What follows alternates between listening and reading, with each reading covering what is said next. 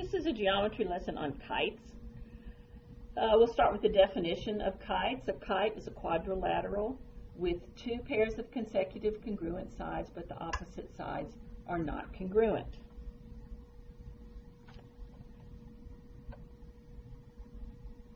Okay, so what makes a kite a kite? What makes a kite fly? Why do we call it a kite? You know, back in the old days when Dirt was young and so was I, we didn't really talk about geometric figures as being kites. Well, we learned all these same theorems. I mean, they've been around for centuries. And we learned all the same relationships, but we didn't call them kites. Between the time that I took it and the time that you're taking it now, we started calling them kites. Well, it makes sense because, oh, well, they're kites. They work. Okay?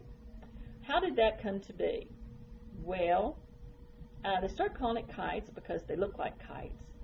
And at first, as the mathematicians dealt with it and they were trying to get a new name for it, they weren't altogether clear with it. And some said, well, it just means that the the consecutive sides are congruent. And if you only say it that way, then that allows for a rhombus to be a kite. So over the time, as it kind of settled down and people got to decide what they wanted the definition to be, they decided they didn't want a rhombus to be a kite, that it was separate. So it's not now. That's pretty much universally accepted, although there's probably still some that are not. And so we have that the extra proviso in the definition that the consecutive sides are congruent and no opposite sides are congruent. So in our kite that's flying here, we would have the consecutive sides congruent. That would be the top ones and the bottom ones. And the opposites are not congruent. Why does a kite fly? A kite flies because there's always one section that's longer, more weight, more moment, and the distance away from it, it'll take care of it. It's heavier, so that it's less likely to spin in the wind as you're trying to fly it, because it's heavier. It holds one down. In a big wind, or depending upon the kite, you might also want some more weight, and particularly some more weight away from the center. That's what the tail does.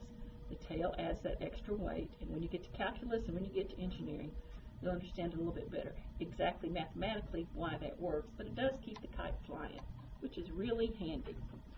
So again, the definition of a kite is the consecutive sides are congruent, two consecutive sides are congruent, and the opposite sides are not. Let's look at how some of these work with regard to their diagonals. Okay, so here I've got some perpendicular diagonals, and I have a kite. Well, you know what? I tried it before on the rhombus, and now it works again. Look, I can put all four of the vertices on the diagonals. I'm demonstrating that the diagonals of a kite are perpendicular. What if it's a skinny kite? What if I squish the kite? Oh, look. All the time as I deform it, as I change it,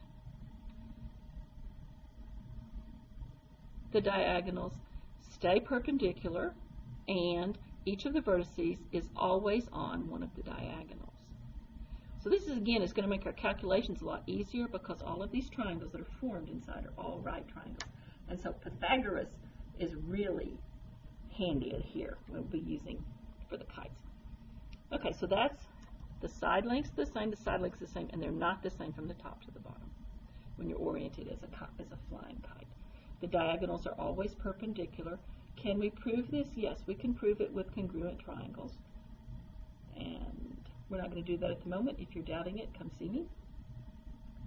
Now let's look at the angles. Are any of the angles the same?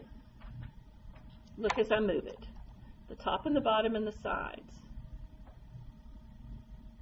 Okay, well, how about the top and the bottom first? The top orange ones are spread out the same as the bottom green ones.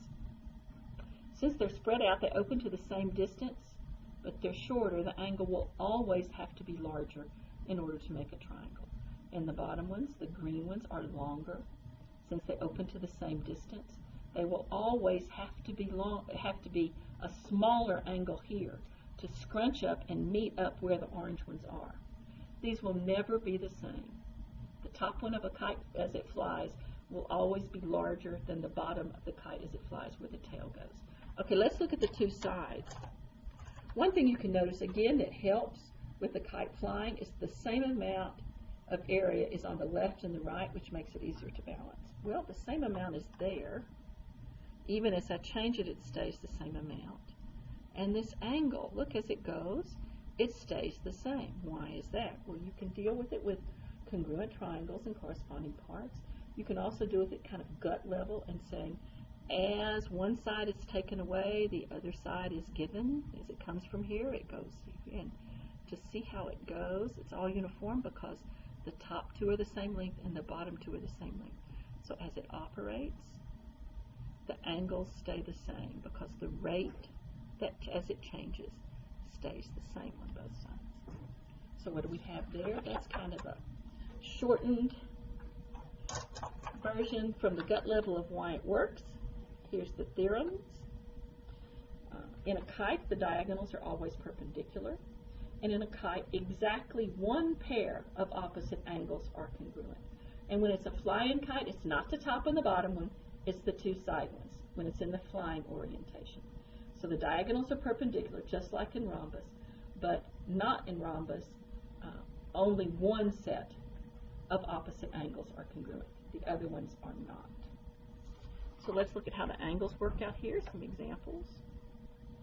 Okay, we have given that it's a kite. What's the angle measure G? The measure of angle G. Well, it's a quadrilateral, so it has 360. We did that the other day in class.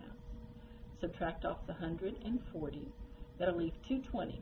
We know from the theorem that we just learned and demonstrated that angle G and angle E are congruent, so divide by 2 and you'll come out with 110 degrees for both G and E. We'll do this one again, give it a try, see how it works. And now how about this? The side length. How are you going to find the side length? First off, the top two ones, this is oriented like a kite flying. The top two will be the same, the bottom two will be the same. Look up here. You have a right angle because I told you it's a kite. So that is a right angle. And that's 3 and 3. But special right triangles, xy and also wx. xy is 3 times the square root of 2. Could you use the Pythagorean theorem? Yes, you could use the Pythagorean theorem, but you're going to get 3 times the square root of 2, and that's special right triangles. That's your shortcut that saves you time and effort. What about the bottom one? Is there a shortcut? No.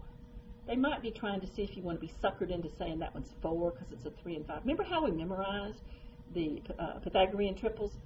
And it's 3, 4, 5. Well, that one's not 4 because 5 is not the hypotenuse. The longest one always has to be the hypotenuse. So what do you do here?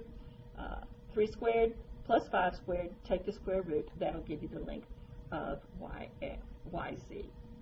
And here endeth the lesson. Make sure that you get in the classroom a diagram of these in a Venn diagram. Also 4 note sheets and the usual note sheets, but then we also have this handy dandy little helpful thing here that gives you a comparison of the different types of quadrilaterals. So now here really ended the lesson.